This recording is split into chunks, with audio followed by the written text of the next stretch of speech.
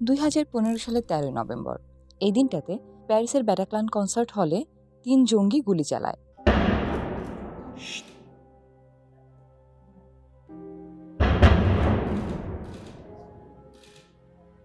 সেখানে তখনও সঙ্গীত উপভোগ করছিলেন সেবাস্তিয়ান লাস্কো। সেই রাতে 130 জন নিহত হন, যাদের মধ্যে সেবাস্তিয়ানের এক বন্ধুও ছিলেন। 10 বছর পরেও সেবাস্তিয়ান সেই রাতের ভয়াবহ স্মৃতি বয়ে বেড়াচ্ছেন।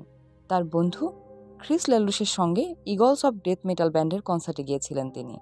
গুলি শুরু হলে বন্ধুদের থেকে বিচ্ছিন্ন হয়ে মেঝেতে শুয়ে পড়েন সেবাস্তিয়ান। এক পর্যায়ে জঙ্গিদের ওপরতলায় দেখতে পান আর সঙ্গে সঙ্গে পালানোর সিদ্ধান্ত নেন। যদি মরতেও হয় সম্ভবত এটাই আমার পালানোর শেষ সুযোগ।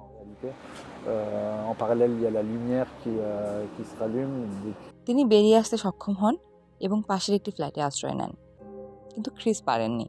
ক্রিস তার আরেক বন্ধু সোফি শার্লটকে আড়াল করে গুলিবিদ্ধ হন। তারই আত্মত্যাগে সোফি শার্লটের জীবন বেঁচে যায়।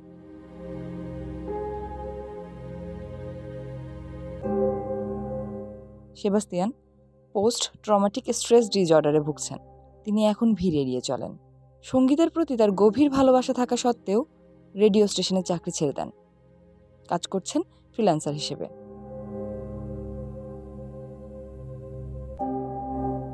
সেবাস্তিয়ান প্রায়ই 13 নভেম্বরের স্মৃতি উদ্যান পরিদর্শন করেন। এই উদ্যানটি এবছর আনুষ্ঠানিকভাবে উদ্বোধন করা হবে। সেবাস্তিয়ান এই অনুষ্ঠানে যোগ দেবেন। সেখানে যাবেন ফ্রান্সের প্রেসিডেন্ট ইমানুয়েল ম্যাক্রন।